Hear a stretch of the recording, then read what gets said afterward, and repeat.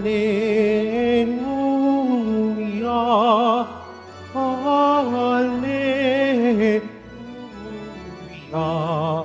Hallelujah, Hallelujah.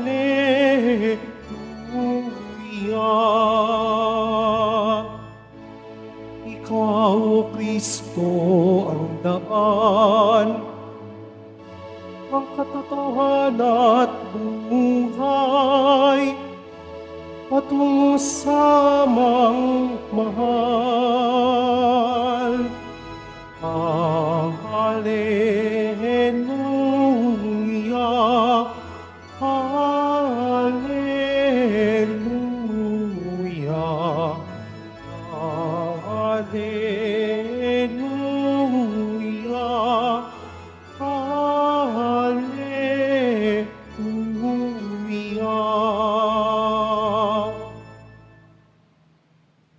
Sumainyo ang Panginoon. At sumairin. Ang mabuting balita ng Panginoon ayon kay San Juan. Papuri sa iyo, Panginoon.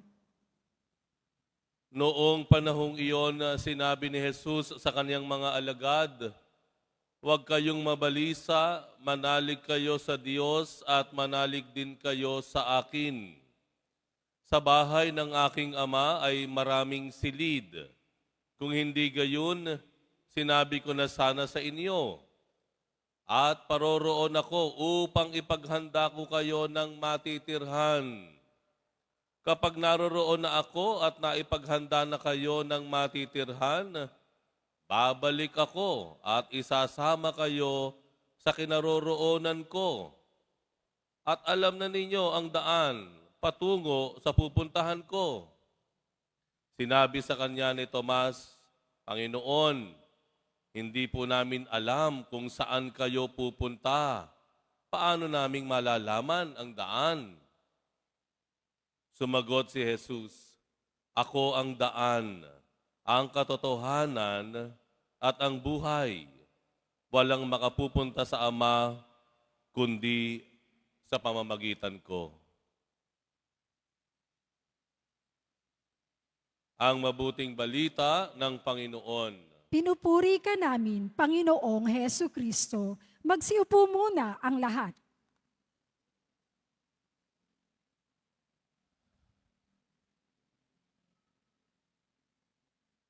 Sino po ang gustong makakuha ng citizenship sa Amerika?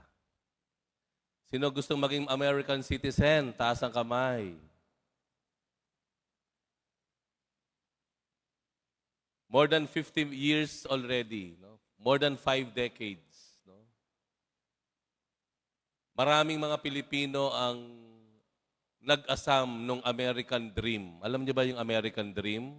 Alam to ng mga lolo't lola natin. Ang American Dream, yung mga Pilipino sa Pilipinas, makapunta ng Amerika. Yan, ano po. Marami po sa ating mga lolo-lola, noong mga panahon na iyon, nagpunta sa Amerika. Nakipagsapalaran. Nagtiyaga, nagsumikap, hanggang sila ay naging citizen. Naging mamamayan ng United States of America. Ano sumunod na pangyayari? Kinuha isa-isa ang mga anak niya. Tama po. Isa-isa doon na kinuha sa Amerika. Maganda ang buhay dito. Maginhawa, maayos ang lugar. Maganda yung mga bahay at mga kalsada. Magkakakotse ka. At sumunod doon, ano na, yung mga anak na nadala na doon, ay nanganak na rin.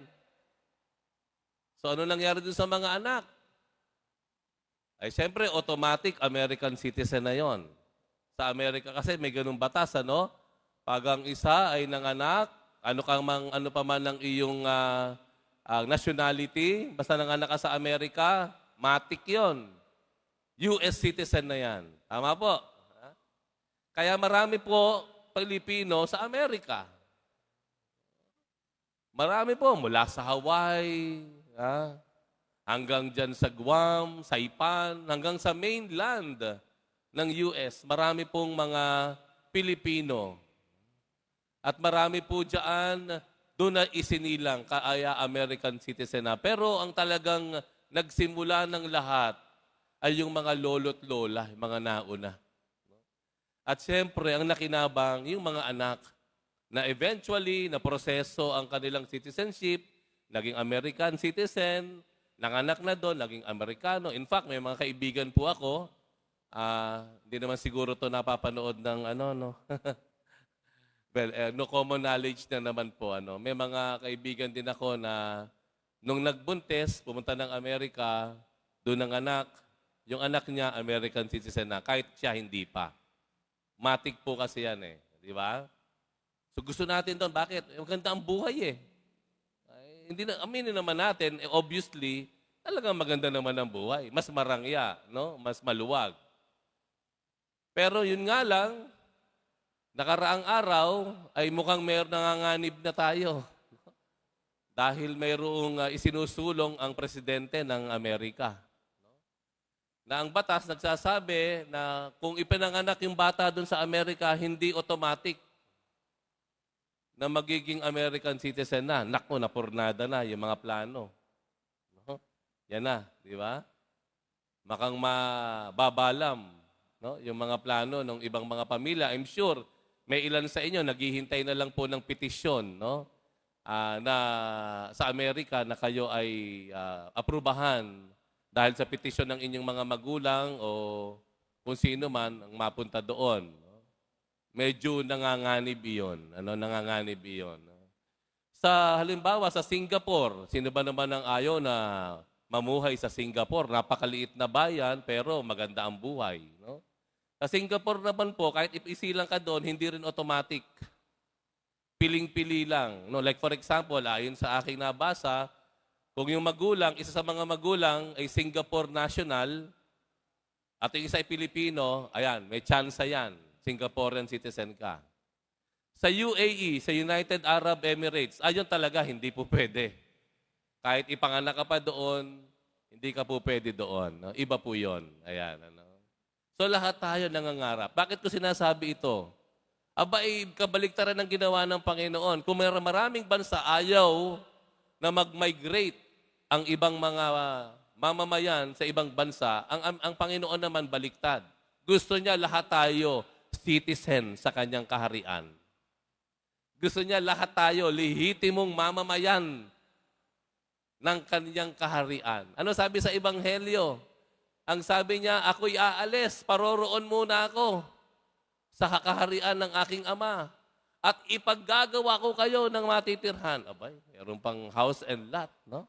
Hindi lang citizenship, house and lot pa. Tigi-tigi sa pa tayo. Ha? At ano sabi niya, kapag naipaghanda ko kayo, babalik ako dito at kayo ay kukunin ko at doon kayo mamumuhay ng masagana at maluwalhati. Baliktad, no?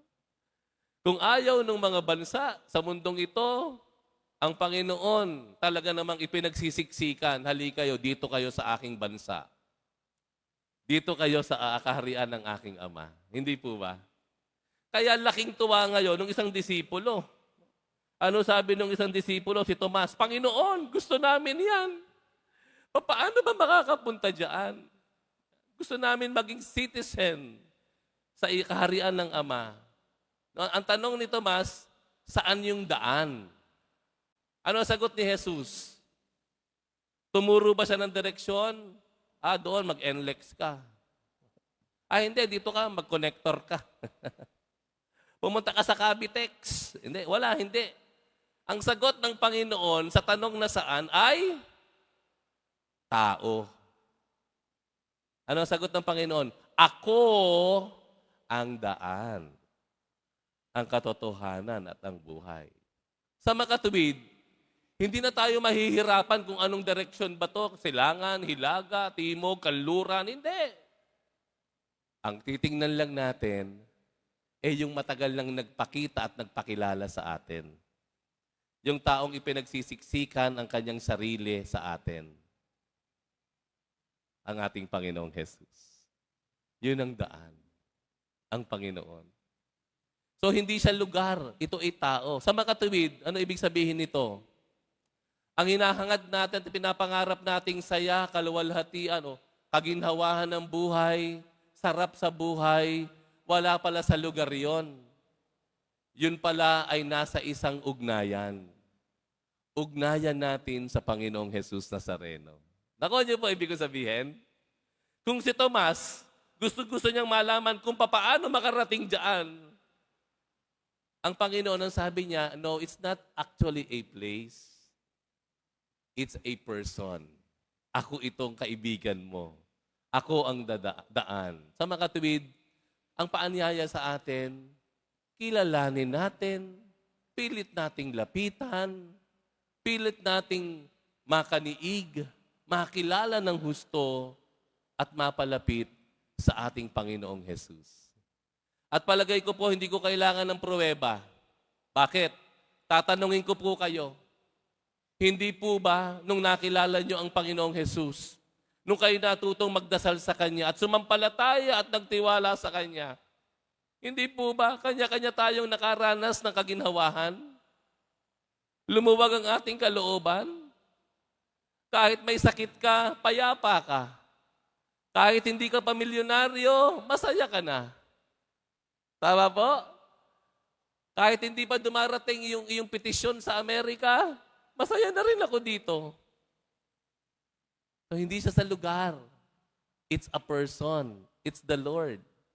No? Hindi pala lugar. And that means, kahit saan ka, pwede kang maging masaya.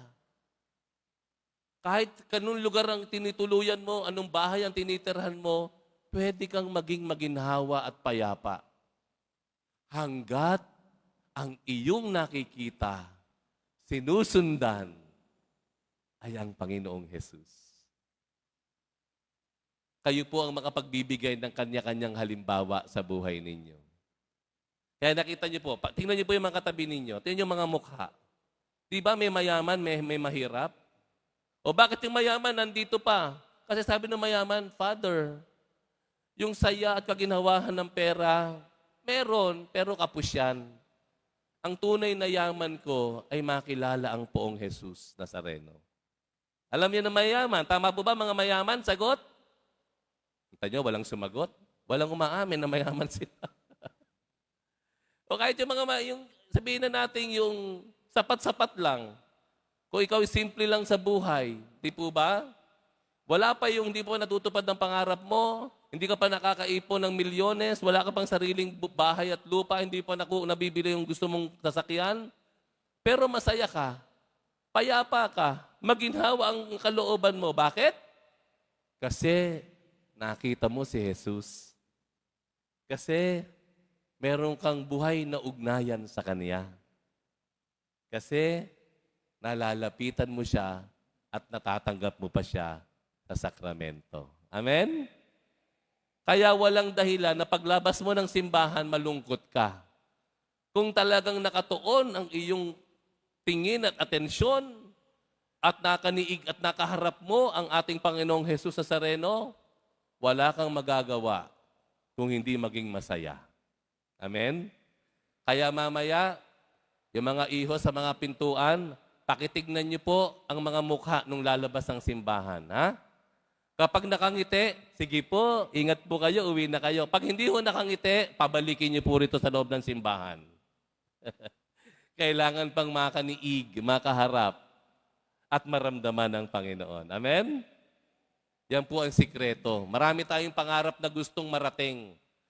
Marami tayong tinatansya, tinatimeline natin ang buhay natin. After 5 years, after 10 years, may mga plano tayong ganyan. Pero ito sikreto. Right here, right now. Ngayon din, sa panahong ito, sa sandaling ito, sa lugar na ito, saan ka man naroroon, pwede mo nang maramdaman yung hinahangad at hinahanap mong saya at kaginhawahan. Titingin ka lamang, lalapit ka lamang, makikipag-ugnayan ka lamang sa ating Panginoong Jesus Nazareno.